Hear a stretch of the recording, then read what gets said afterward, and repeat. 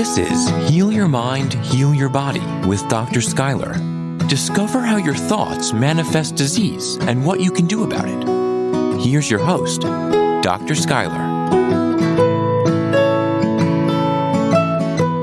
Hello, beautiful souls. Welcome back to the Back to School series on anxiety and gut health. Is your child experiencing these mysterious gut issues and anxiety as they're returning to school, or they're thinking about returning to school, but over the summer they were just fine, or it wasn't that bad, but all of a sudden, Mom, I got a stomach ache. Mom, my stomach hurts. Mom, I can't eat this. Mom, I don't want to go to school. Mom, I can't do this. Are you in the Mom, I can't phase? Mom, I don't want to. Are you constantly hearing them complain about stomach pain? Back to school anxiety is really ramping up right now. I'm seeing it at work, and it happens year after year. Last episode, we got into the two types of categories that I treat most. And it was the can't get off my device child and the I'm too busy child. And there's always something in the middle ground, but I'm just kind of covering the most two extreme examples that I see. And we went over how addictive devices are and how much that, impacts anxiety and post-COVID. But this podcast, I want to get into more of the tools, how to start reducing back to school anxiety. But even more yet, I want you all to think of this as you are playing chess, not checkers. That you are laying the seeds and the groundwork for next summer, next school year, that this is going to be a problem. I wish I could push a button and just get rid of all kids' back to school anxiety, but this is more of a Band-Aid to help you with the tools. But I want you to start playing the long game on this one. Start thinking long-term, what can I do different? And we're going to start with the supporting research that overprotective parenting is associated with higher levels of anxiety in children.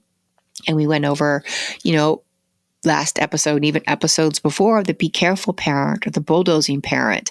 Typically the mom that charges the iPads, forces the kid out of the bed, picks out their clothes for them, does their homework for them, packs all the lunches, all the snacks, even for like a 15-year-old, a parent that makes sure they do their homework. Did you do your assignment? You turn it in, it's late. And this parent is constantly hovering and communicating with the teacher. I'm talking for 6th, 7th, 8th grade.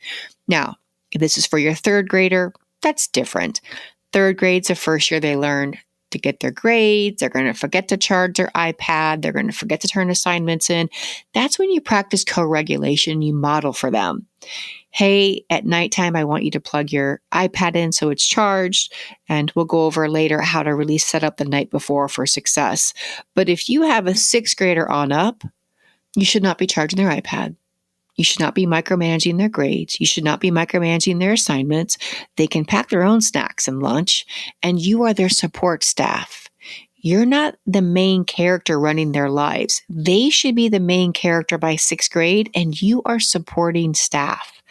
I did this when my kids were in, 3rd to 5th grade. They had to charge their iPads, and I would give them 3 times a year. I would take their iPad to school for them. Now, one of them forgot the iPad at least 7 times, but she had a 3-time-a-year pass. I would take it to school for her. After that, not my problem. The second one had learned, I'm not forgetting my iPad, because the embarrassment of forgetting your iPad and then the extra chores for the consequence of forgetting it. By 6th grade, they forgot their iPad. Not my problem. I have my high school diploma. I know what to get done. So you think of 3rd to 5th grade as training grounds. 6th grade, they should be able to do this on their own. One free pass once in a while is okay. But if you're constantly saving your child and not letting them fall because you don't want to look bad in the teacher's eyes or the head of school's eyes or the other parent's eyes that your kid forgot their iPad and got detention, you're enabling that child. You're being a bulldozer parent, and you're actually creating more stress and anxiety. And I know as a parent, we want to be like, I don't want them freaking out. They forgot their iPad. But you're not teaching them self-efficacy. You're not teaching them to solve their own problem. Then you have my youngest kid was the one that would hyper vigilance check, is her iPad charged? Is her homework done? And she would check it 3 or 4 times before leaving the house. This is not good either. It finally had to be, Lily, stop. You checked it last night before bed. You checked it this morning before we're leaving. I'm taking your backpack. I'm putting it in the car. Otherwise, she would get on this OCD loop, and she would loop and she would loop. And I knew long term what that would do. I had to teach her the self-efficacy. You've checked last night. You checked this morning. You've checked your checklist. Now we stop, and I go in the car. I'd play music. We would sing. We would hum. I had to interrupt the over-perfectionistic traits in her, the overachiever, to keep checking it, because that increases anxiety also. So I would shift gears and put on some music. Back then it was Kid Bops, and sing at the top of our lungs on the way to school. I had to get her out of that OCD loop. So when we look at overparenting, it can be by doing too many things for them or not allowing them to fail. So you take inventory of how protective you may be, and this will hopefully evolve over the next year. And then when you start shifting from this be careful mindset to, hey, trust yourself your iPad's charged. Trust yourself that you got this. Trust yourself that you went over your checklist and that everything's done. You will be amazed at how much your child begins to shift from this anxiety mindset to, hey, wait, my parents trust me, that I'll figure this out. I've got this. And when you say be mindful rather than be careful, you're teaching them autonomy. Autonomy reduces anxiety. And we talked about this last podcast. We didn't have to contend with social media. And back in my generation, and I said last podcast, please don't say back in my generation.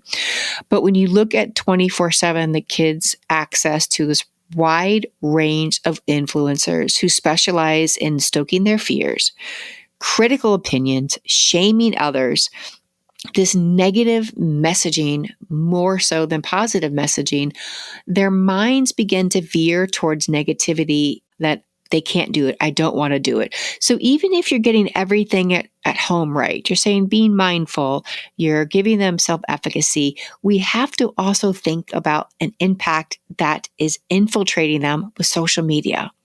And I want to applaud the parents out there who monitor your child's social media intake at least, up to 9th grade.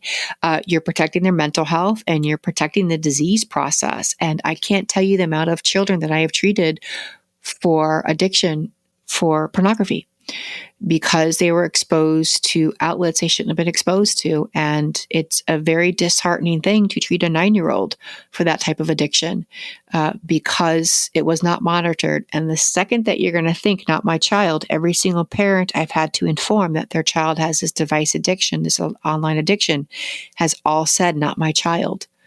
And it simply starts by playing a video game and they click on an image and that image takes them down a wormhole. And a year later, you have children that are addicted to sites that you don't want them on.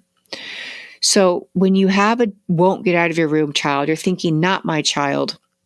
Every parent I've told that your child is suicidal or your child has an addiction or device addiction, they always say, not my kid. Well, yes, your kid. It's got to be somebody's kid. So if you have a child that's always in their room and you feel like you're losing the war between their devices, their online chats, their video games, and social medias, you're losing the war. I promise you, you're losing the war. And this whole new field has come out called cyber psychology, and it's scientists that are studying online behaviors and personality. And this is all going to tie into back to school anxiety. So social media use, psychological functioning, gaming, artificial intelligence, VR. These studies have shown that school children with increased time spent on their devices, social media, or gaming has significant psychological distress, anxiety, and gut issues. So even if you're validating all their emotions, are you winning the war against devices and online addiction behaviors? So we know that anxiety is linked to exacerbating gut disorders. We know online time increases anxiety. And my biggest fear and a little bit of a sad pet peeve as a mind-body psychotherapist when I'm at a restaurant, oh God, worse is even at Universal or Disney, when I see these children on their iPads and we call them sticky iPad kids. And I'm seeing toddlers and even babies on their device sitting in their parents' lap. And it breaks my heart. I know what's happening to this child's wiring. The amount of information infiltrated with is impacting their brain development, and they are developing this heightened state of awareness and hypervigilance. And it just breaks my heart knowing that this child, the odds are, if you follow the science, is going to have ideation, depression and anxiety, obesity, addiction, poor social connectedness, and a complete decrease in overall well-being. So please take a moment to really think about why this pertains to back to school anxiety, because device consumption is directly related to anxiety. Children do not want to get off their devices and return to school. That's part of the anxiety. And we get scared as parents because this is an addiction. They will yell, they will scream, they will throw a temper tantrum. You're taking something away from them that makes them feel better, playing the long game of chess, but they're going to fight you on this. And many parents just give in and give the device back because it makes it easier on the parents. So as you're starting a new school year, one of the two categories, device kid or chronic overachiever, and the fears that they're experiencing, their gift of pushing through the anxiety to create an optimal outcome. They stop eating, they get gut distress. They learn to work through it. This is also detrimental. Or the child that doesn't want to people because they're so used to addictive online behaviors. And I often hear like, well, my child has ADHD and my child has anxiety. If you enable that as an excuse, you enable your child not to function. ADHD is real, anxiety is real, but we as parents don't have to enable that and give them an excuse to get out of life because of those things. It's more importantly to say, I do hear you. It is hard. You do have ADHD. It does seem more difficult. Yes, you do suffer from symptoms of stress, but it doesn't define you. Let's work as a team to start finding ways to overcome it. And when they tell you how they feel, really focus on not undermining their experiences, but just completely validate it and then hold the space. So dismissing or minimizing their child's feeling, it increases their anxiety. It's like when you're telling your best friend, oh my gosh, I'm so mad she posted that on Facebook. Can't believe she said that about me. And your friend says, well, you shouldn't feel that way. Forget her. Well, you feel that way. Whether someone tells you should or shouldn't feel that way, you still feel that way. And someone telling you shouldn't feel that way is going to tick you off even more. So kids become more anxious when they don't meet your expectations. High parental expectations are a significant predictor of anxiety disorders. And parents say, why don't put expectations on them? Well, I'm going to give you an example. I'm going to point 4 fingers at me. I remember asking my 3rd grade daughter, why did you get an 82 on that spelling test? Like, we studied for days. Like, you had all of it. Why'd you get an 82? I just told that child that 82 is a fail. It's not a fail. It's an 82. But I just put in that cute little tiny 8-year-old brain of hers that 82 is not good enough. That all that hard work, all that effort, that she's not good enough. And how I got into this hole is, I had a child at 3rd grade. I put these pressures on. I had expectations. We're in private school, competitive swimmer. And then my kid got sick with frequent urination and GI disorders. And I had to learn the hard way that I thought I was helping her by saying, why'd you get an 82? You could have done so much better. You're so much smarter than that. Yeah, huge, epic parental fail. Hey, honey, you worked really hard. I'm proud of you. And you should be proud of an 82. Great work. Great job. I'm proud of your effort. Well done.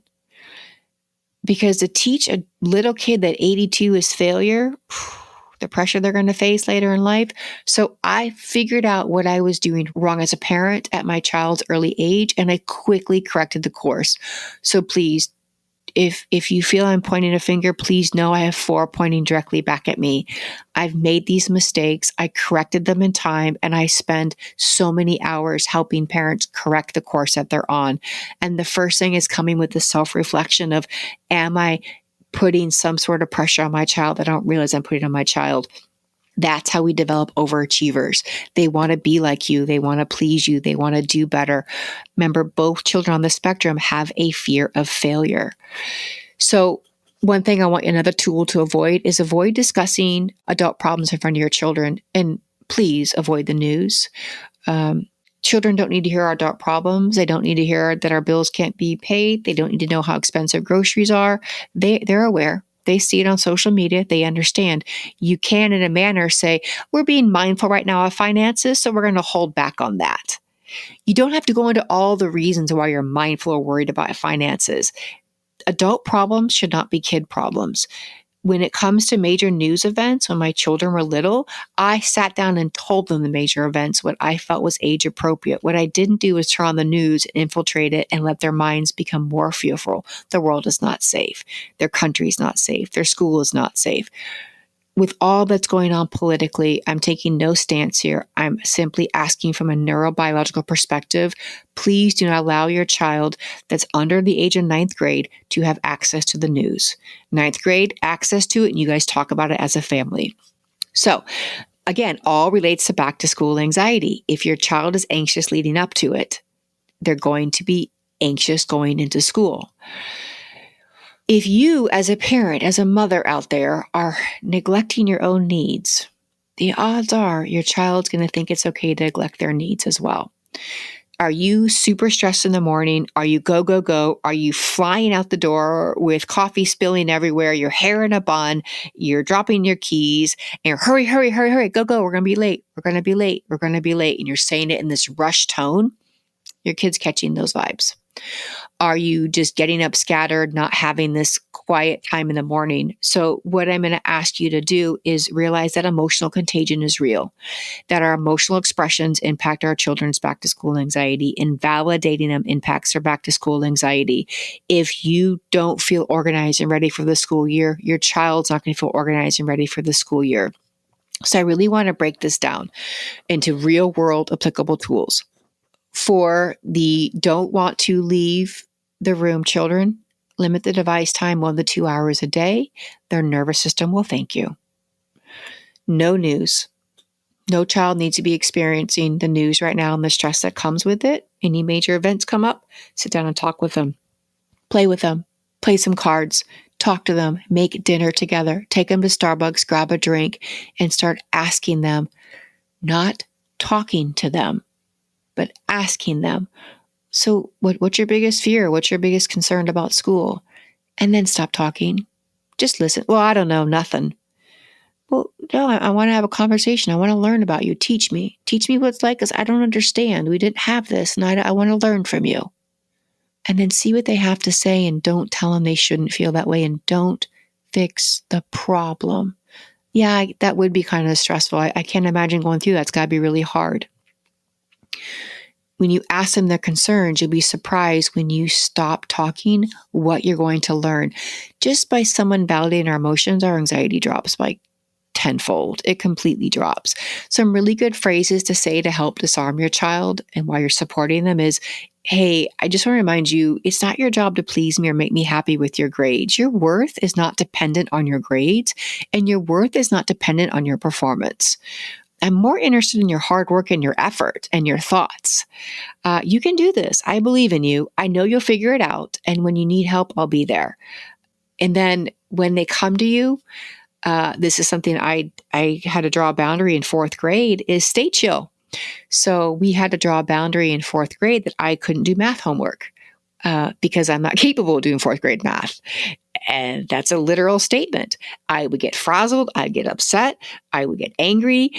I just was not my best parenting hours. And my kid would cry and leave and go into tears. And I was like, this is not working. I am making this worse. I'm making them loathe math. My inability to do a fraction is not my child's problem. And what I don't want to say is, I'm bad at math, so you'll be bad at math. Heck no. Hey, I struggle in this area and you have a real good inclination for this. I'm going to outsource this because I'm making your life worse and I'm making my life worse. So I made a hard rule, no homework, no math homework past fourth grade. Their dad was brilliant at it. I hired a tutor. I asked for teachers. We did free aftercare help. But my hard boundary was no math homework. It just saved my relationship with my children during the school year. And my inability to do math is not my children's problem. And I didn't want that to become their problem. So I drew a boundary. But saying things like, I know you'll figure it out. I'll get the resources for you to help figure it out. We'll figure this out together as a team. We'll figure this out. You got this. I know you've got this. you're imprinting this sense of self-efficacy that they can figure it out and you're going to help them. I'm proud of your dedication. I'm proud of how much work you're putting into this, but more importantly, you should be proud of yourself. Hey, I'm proud you went to school today and you didn't feel good, but more importantly, you should be proud of yourself that you pulled it off. I know you didn't feel like going. You should be proud of yourself. You did it. Well done. What I want you to please avoid saying is do not compare. Well, I understand how anxious you felt. I felt anxious too my first day of school. Nope. Please don't. Please don't say that. Because when we compare stories, it's like trauma competing. Whenever someone goes to compete with traumas, the person who's telling their story to begin with just stops talking. So please, one of the other tools, do not compare your anxiety to your child's. Just don't. Hear what they have to say and listen. Now, this is the biggest tool that I have found that helped with everything. Come up with a routine now, especially for the can't leave my room kids. And back to school anxiety begins the weeks leading up to it, not the day before, the weeks leading up to it. So come up with a plan. This is my favorite one to teach people. We get a whiteboard, and depending on age, so I'm going to say, sixth grade and under, we have a whiteboard, and on the whiteboard the night before, you literally have to check this off or put a sticker. Is your iPad charged? Are your folders in your notebook? Do we have your snack packed? Is mommy going to take care of your lunch or daddy take care of the lunch the next morning? Do you have your clothes, your uniform laid out? Do you have your water bottle filled? Back to school anxiety begins the week prior. If you start giving them a sense of plan, a sense of problem solving, a sense for you're going to control as many variables as possible, you're setting up for the first day of school and for the subsequent weeks to go much smoother. So I literally had a whiteboard in my daughter's room. He has a tendency for perfectionism, what time she was to get up, and she checked it off, and it gave her the sense of control. She can check her backpack twice, but not 3 times. What time she's going to brush her teeth, and she would check it off. And she felt such a sense of accomplishment. By 4th grade, I bought her an old school alarm clock, and actually by the end of 3rd grade, I didn't wake her up.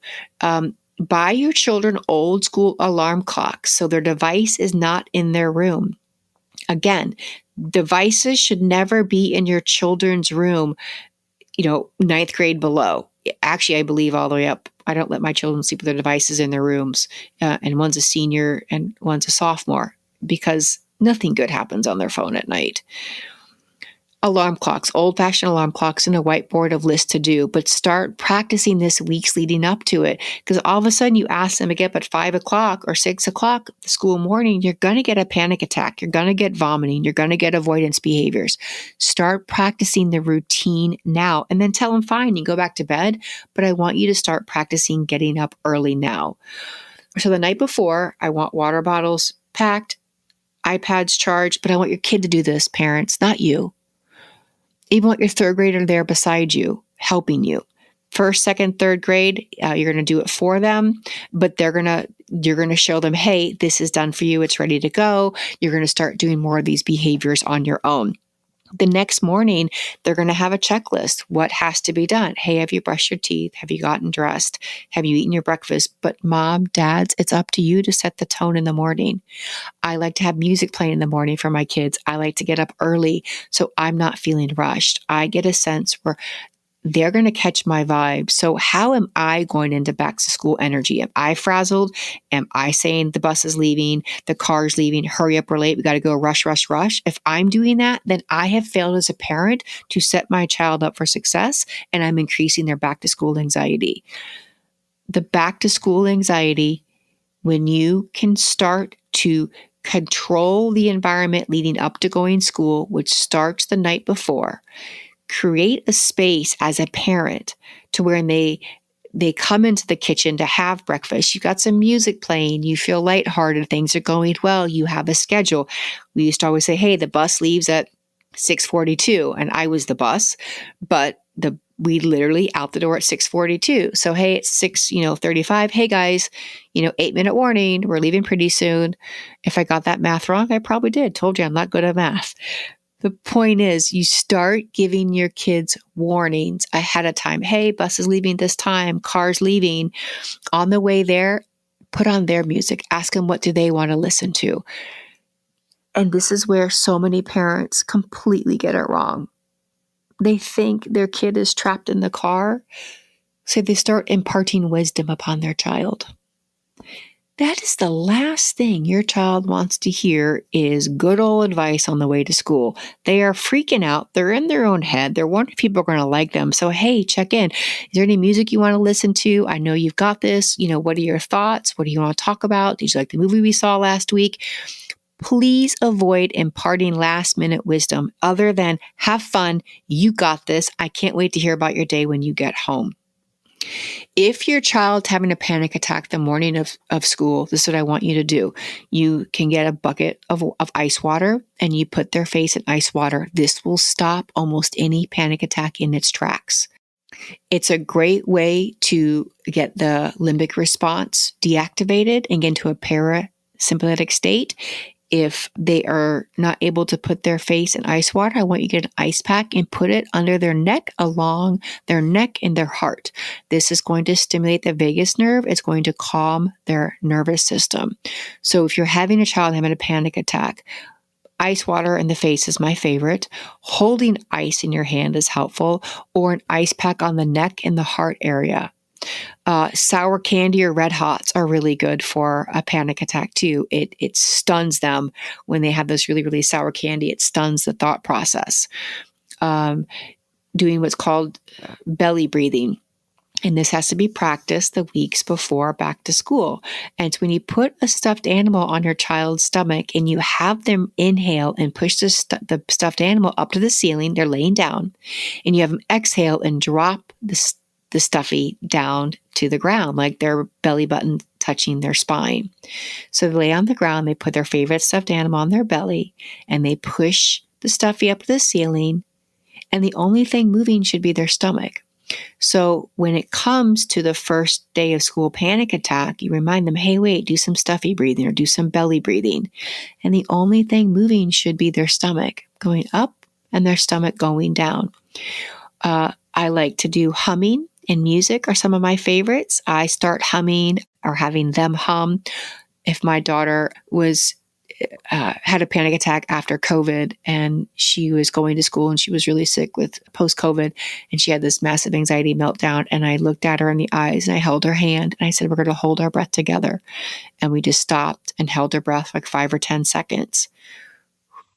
And I modeled for her what it looked like to feel calm and to breathe calmly. And then I like to use lavender. I created this little school kit that I had my kids carry around, and it has lavender scents in there, or peppermint candy, which really, really helps with panic attacks or helps kind of soothe the stomach is favorite. Having a humming playlist in their head they like to sing if they're having a panic attack. Looking into their eyes can help regulate them. And one of the things I like to send to school, especially, 6th grade and under, is an anchor.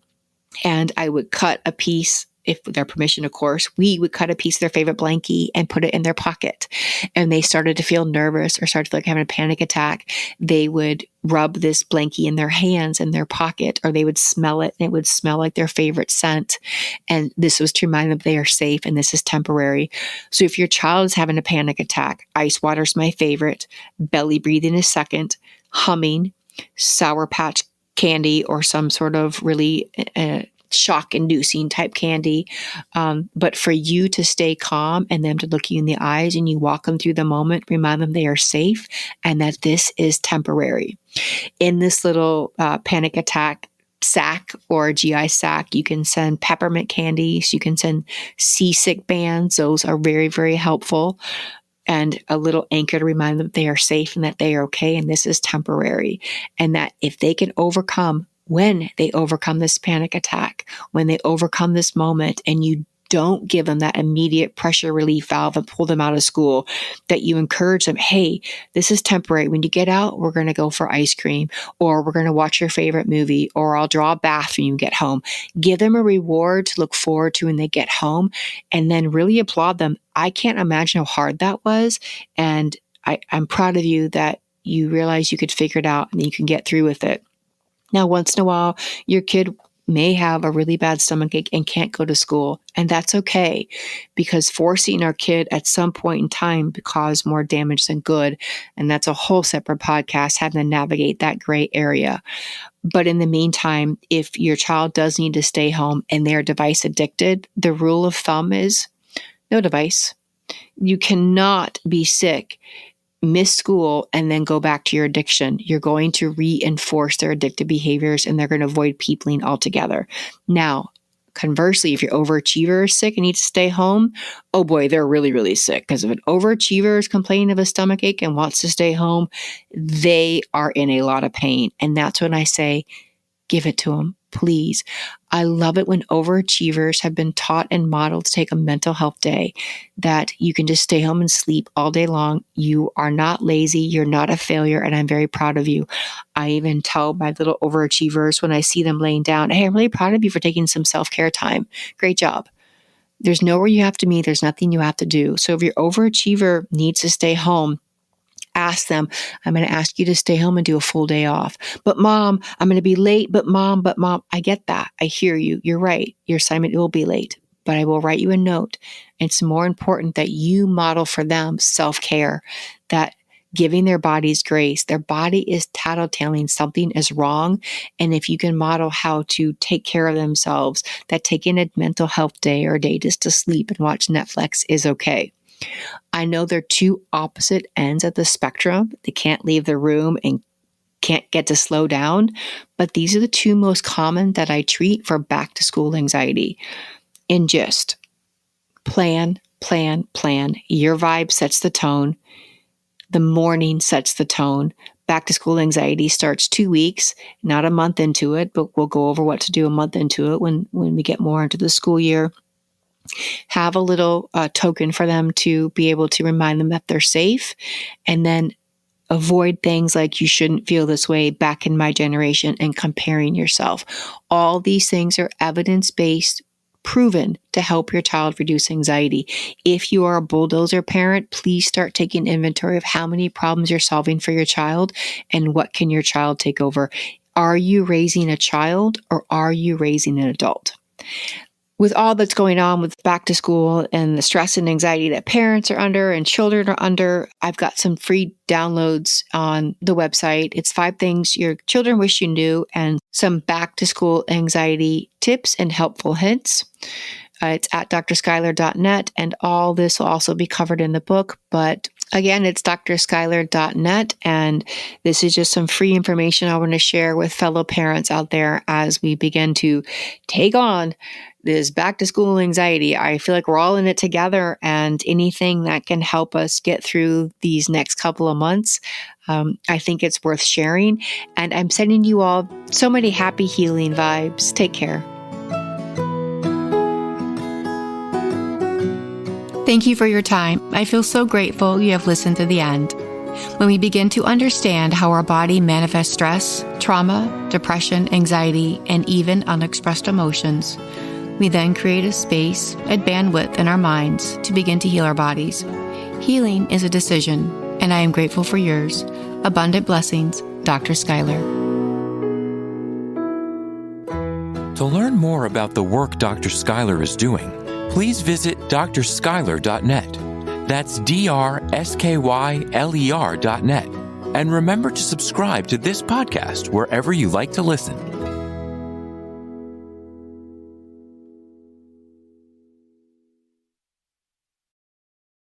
Produced by Audavita Studios. Connect your voice to the world.